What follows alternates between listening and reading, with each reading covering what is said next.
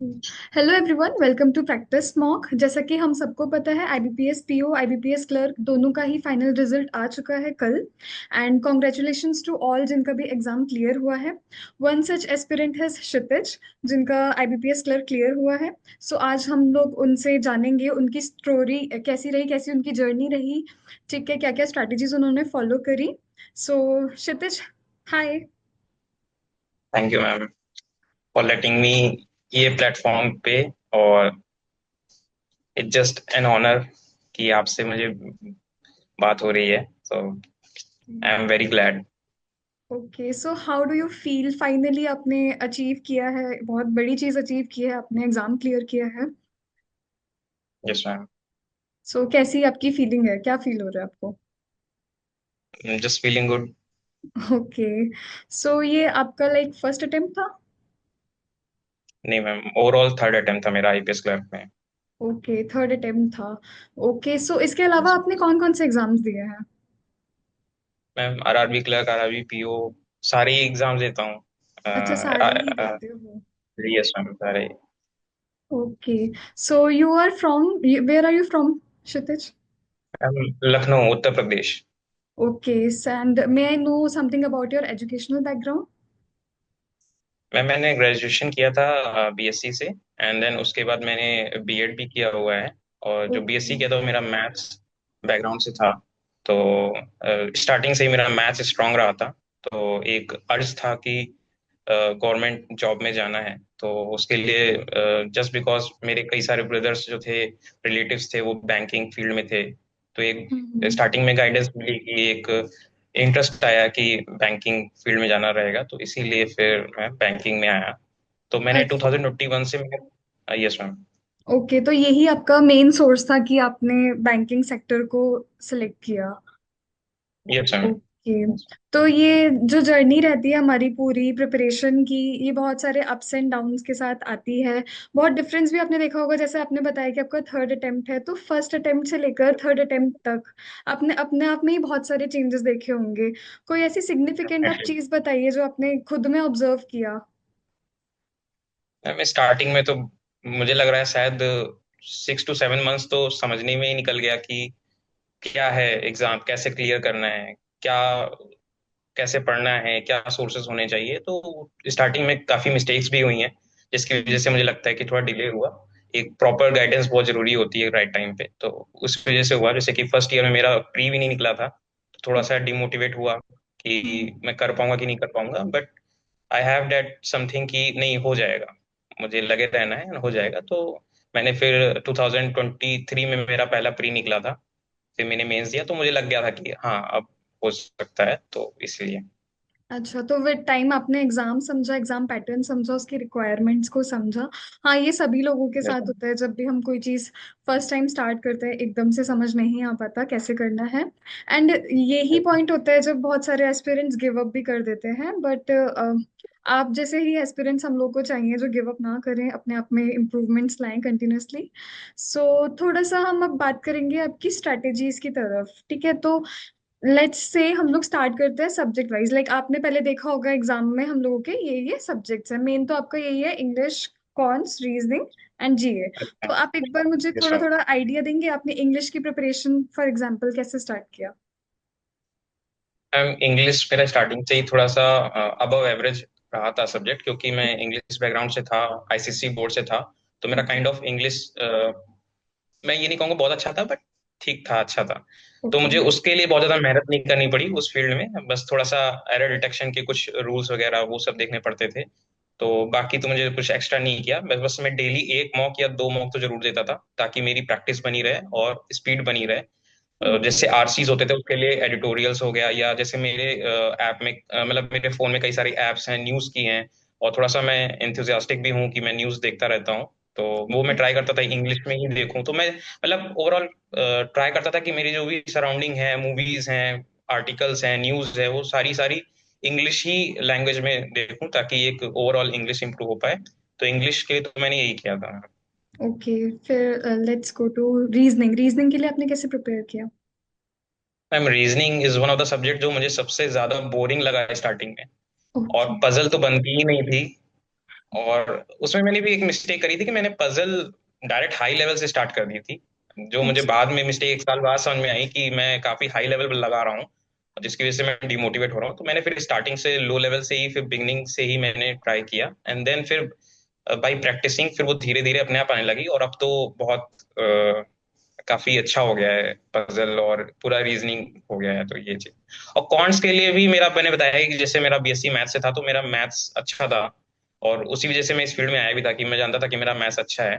तो मैं मैथ्स के लिए बहुत ज्यादा नहीं, बस हाँ थोड़े बहुत कॉन्सेप्ट सीखे, थोड़े बहुत फ्री क्विजेज जो थे प्रैक्टिस मॉक पे मैंने वो लगाए, एंड देन था कि मैं कर ले जाऊंगा। डीआईस के लिए मैंने थोड़ा ज्यादा अप्रोच करा था कि अच्छे से कर पाऊँ, तो उसके लिए मैंने कुछ वीडियो सोर्सेज भी देखे और फ्री क्विजेस लगाए, और फिर बाकी तो मॉक अल्टीमेट बेस्ट गोल है कि आप करते जाओ और होता जाएगा। मेरे हिसाब से जीए बहुत ज्यादा वास्ट हो जाती है, तो वहां पे बहुत बच्चे अटकते हैं, लाइक नहीं स्कोर कर पाते। तो आपने उस चीज में कैसे किया? मैम जी, ये तो मेरे ख्याल से सबसे बड़ी जो मेरी मिस्टेक थी वो थी कि मैंने, जब मेरा फर्स्ट अटेम्प्ट था जो मैंने सारे दिए थे, उसमें मैंने जीए छोड़ रखी थी कि प्री होगा तो ही मैं फिर पढ़ूंगा, नहीं तो कौन पढ़ेगा 6-7 महीने का जीए और वो। बट फिर धीरे धीरे टाइम के साथ रियलाइज हुआ कि जीए को आप पढ़ते रहना पड़ेगा धीरे धीरे, एक मतलब एक हैबिट में डालना होगा कि एक उसको जीए का सेक्शन ना देके एक टाइप ऑफ न्यूज, एक टाइप ऑफ एक इंटरेस्ट लाना पड़ेगा जीए में, तब होगा। तो फिर धीरे धीरे मैंने आर्टिकल, जैसे मैंने बताया कि मेरे फोन में कई सारे ऐप्स थे जो न्यूज आर्टिकल थे, प्लस जो प्रैक्टिस मॉक का वीकली आते थे 100, वीकली आई थिंक 100 क्वेश्चन आते हैं, तो मैं वो दे दिया करता था क्विज के फॉर्म में, और उसका एक्सप्लेनेशन अच्छे से पढ़ लेता था ताकि मुझे प्रॉब्लम ना हो, और वो मैं बार बार उसी को मैं रिवाइंड करता था, रिवाइज करता था, तो मैं ये करता था। तो धीरे धीरे मेरा जीए भी इम्प्रूव हुआ है। तो ये था। तो आप ना टाइम कैसे डिवाइड करते थे, लाइक हर एक सब्जेक्ट को आप पूरे दिन में, आई अज्यूम कि आप डेली बेसिस पे आपको सारे सब्जेक्ट्स पे ही फोकस करना रहता है। तो आप कैसे, आपकी स्ट्रेटेजी क्या रहती थी कि आप किस तरीके से डिवाइड करते थे? मैम ओवरऑल तो मैं जैसे स्टार्टिंग में जब बिगनर था तब तो मैं फिर प्री का ही पढ़ता था, मेंस का रेयरली कभी मैंने पजल सॉल्व कर ली, डीआई सॉल्व कर ली तो कर ली, बट एक बार जब मेरे प्री निकलने लग गए, तब फिर मैंने धीरे धीरे मैं एक टारगेट लेके चलता था कि मुझे वीकली कम से कम 5 से 6 डीआई मेंस लेवल और 5 से 6 पजल्स मेंस लेवल मुझे देने ही देने हैं।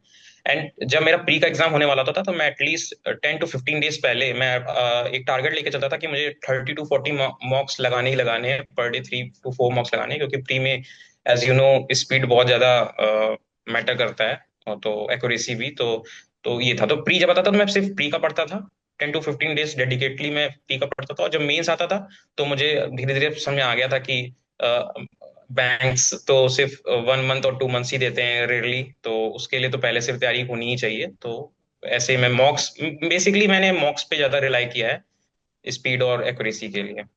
ओके, तो लाइक जीए भी आप प्री के टाइम से ही स्टार्ट करते थे पढ़ना, या फिर मेंस से पहले ही?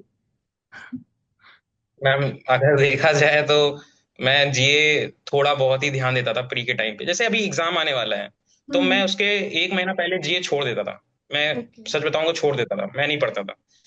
जब वो प्री हो गया, एग्जाम निकल गया, तो फिर मैं डेडिकेटली कम से कम मैं अपना डे का ज्यादा से ज्यादा टाइम मैं जीए में ही फिर देता था, क्योंकि मुझे पता था कि प्री निकलेगा ही, तो मुझे फिर जीए कवर करना पड़ेगा, बिना जीए के एग्जाम क्लियर नहीं हो सकता, मेंस क्लियर नहीं हो सकता आज की डेट में। तो फिर मैं उसका वेटेज बढ़ा देता था, उसका टाइम बढ़ा देता था जीए का, और डेली मॉर्निंग और इवनिंग में मैं रिवाइज करता था जीए को फिर। तो ऐसा था। ओके। सो ये तो मतलब आपकी स्ट्रैटेजी, आपकी बात सुन के कुछ चीजें तो मुझे समझ आई कि आप लोगों को मतलब मेंस को बिल्कुल लास्ट मिनट नहीं छोड़ना चाहिए, साइमल्टेनियसली उसको भी थोड़ा नहीं। बहुत पढ़ाई उसकी भी स्टार्ट कर देनी चाहिए। प्लस एग्जाम कोई भी यस देने मैम। से पहले एग्जाम रिक्वायरमेंट समझो, एग्जाम का पैटर्न समझो, उसके हिसाब से डेफिनेटली। प्रिपरेशन स्टार्ट करनी चाहिए। ठीक है, तो ये तो बहुत यस मैम। अच्छे पॉइंट्स हैं जो बच्चों के काम आएंगे। फिर मैं पूछना चाहूंगी, जैसे आपका थर्ड अटेम्प्ट है आपने बताया, तो थर्ड अटेम्प्ट तक आते आते ना बहुत सारे अप्स एंड डाउन्स तो रहे ही होंगे, किसी पॉइंट पे ये भी लगा यस होगा कि हाँ अभी गिव अप कर दूं। So what kept you motivated?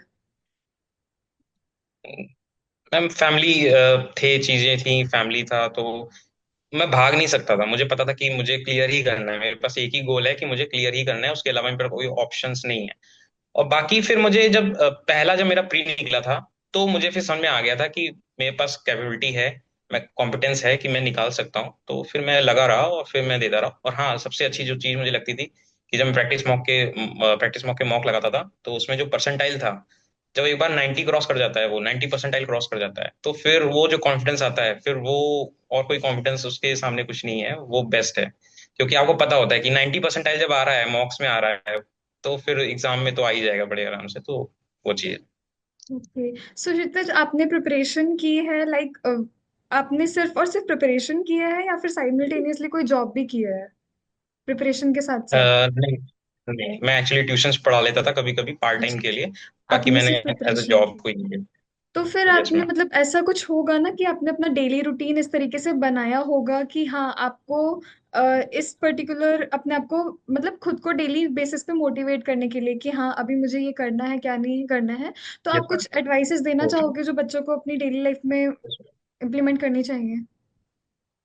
मैं एज अ मॉर्निंग पर्सन हूँ, तो मैं मॉर्निंग उठते सबसे पहले मैं यही पढ़ता था, क्योंकि मुझे लगता था वो बेस्ट टाइम है जीए पढ़ने के लिए, तो मैं एटलीस्ट 2 आवर्स देता था जीए पढ़ने के लिए। एंड फिर जब जीए बार हो जाता था, फिर जो नॉर्मल अपने आप को फ्रेशन किया, सब कुछ किया, खाना ना खाया, देन फिर मैं क्वांट लेके बैठ जाता था। क्योंकि क्वांट थोड़ा सा काइंड ऑफ बोरिंग हो जाता है एक टाइम के बाद, कि आपको लगता है कि जल्दी जल्दी खत्म हो जाए और फिर नेक्स्ट बढ़े आगे, तो मैं क्वांट को फिर देता टाइम। तो मैं क्वांट को 1.5 से 2 घंटा दे के फिर मैं थोड़ा सा ब्रेक लेके फिर मैं रीजनिंग पे आ जाता था। And then reasoning is my like of comfort subject, जो अब हो गया है, तो मैं फिर रीजनिंग बड़े आराम से 1 घंटा भी दे दिया तो मुझे लगता था कि बहुत है, आराम से हो जाएगा उसमें। एंड देन फिर इंग्लिश के लिए मैं बहुत ज्यादा कुछ खास नहीं करता था, उसके लिए बस मैं मॉक्स दे देता था। मेंस आता था तो मैं मेंस लेवल मॉक्स देता था, आरसी पढ़ने लग जाता था एडिटोरियल की, क्योंकि मुझे लगता है कि मेंस में आरसी बहुत ज्यादा इंपॉर्टेंट होता है, तो उसके लिए पढ़ता था। बाकी मेनली जीए मेंस के टाइम पे बेस्ट होता है, कि आप जीए को जितना ज्यादा टाइम दो उतना आप बेस्ट रहोगे। मेरा काइंड ऑफ मैं कहना चाहूंगा, मेरा आईपीएस क्लर्क जीए की वजह से ही निकला है, तो ये भी है। ओके। तो जैसे आईबीपीएस क्लर्क आपने क्लियर कर लिया है तो आगे का आपका क्या प्लान है? मतलब आप अभी भी एग्जाम्स दोगे आगे? और यस सर, मेरा भी 12 को ही एसबीआई क्लर्क का भी मेंस लगा हुआ है, वो भी मुझे देना है। ओके। ऑल्सो मैंने आरआरबी पीओ और आरआरबी क्लर्क दोनों का ही रिजर्व लिस्ट में मैं हूँ। तो आई वॉज वेटिंग जस्ट कि आ जाए रिजर्व लिस्ट, तो उसका भी देख लेते हैं क्या है कैसे क्या है, तो यस। ओके तो तो या 2025 is quite good for me. हाँ, ये तो मेरे को भी अभी देख के लग ही रहा है। एंड बेस्ट विशेस हमारी टीम की तरफ से तो है ही आपके लिए। तो आपकी ना जर्नी जिस तरीके से आपके एग्जाम्स में भी इम्प्रूवमेंट है, मतलब आपकी परफॉर्मेंस में ओवरऑल इम्प्रूवमेंट है, पता चलता है कि हाँ एक डेडिकेटेड एस्पिरेंट ऐसा ही होता है। आप कोई जनरल एडवाइस देना चाहेंगे हमारे न्यू एस्पिरेंट्स को, हमारे जो ऑलरेडी प्रिपेयर कर रहे हैं उन एस्पिरेंट्स को? कुछ भी एक जनरल एडवाइस जो उन्हें याद रखनी चाहिए। मैम, मैं बस यही कहूंगा कि कंसिस्टेंसी बहुत इंपॉर्टेंट है, उसके अलावा और कुछ नहीं इंपॉर्टेंट है। जितना ज्यादा आप कंसिस्टेंट रहोगे, और 1 2 दिन तो चल जाता है, कभी कभी मैं भी बंक कर लेता था, कभी थोड़ी पढ़ाई से बच जाता था, बट ओवरऑल आपको कंसिस्टेंसी बना के रखनी है। ऐसा नहीं है कि आज पढ़ लिया कल छोड़ दिया, तो ऐसा नहीं है। कंसिस्टेंसी इंपॉर्टेंट है, हार्ड वर्क करना पड़ेगा, अप्स एंड डाउन तो आएंगे। आज आप डाउन हो, कल अप हो जाओगे, तो वो सब चलता रहेगा। मेरी उम्र 3 साल रहा है, तो वो रेगुलरली चलता रहता था, हर महीने ऐसा होता था कि मैं आज हूँ ऊपर, फिर नीचे, तो ये सब होता रहता था। तो काइंड ऑफ कि आपको बस ये बताना चाहिए कि हाँ मुझे क्रैक करना है, और फिर आप कंसिस्टेंट रहो और वो हो जाएगा, एक दिन पक्का हो जाएगा। ओके। तो आपकी ये पूरी जर्नी, पूरी स्टोरी, आपकी स्ट्रैटेजी सुन के मेरे को पूरा मतलब ऐसा है कि बच्चों को बहुत ज्यादा इंस्पिरेशन मिलेगा। ठीक है, तो I hope best wishes to you and best wishes to everybody. Thank you सब मैम। लोग अच्छे से प्रिपरेशन करें एंड एक दिन आप लोगों का भी एग्जाम ऐसे ही क्लियर होगा, हम आपकी भी सक्सेस स्टोरी रिकॉर्ड करेंगे क्षितिज की तरह। So all the very best. ठीक है, thank you. Thank you so much ma'am, thank you so much.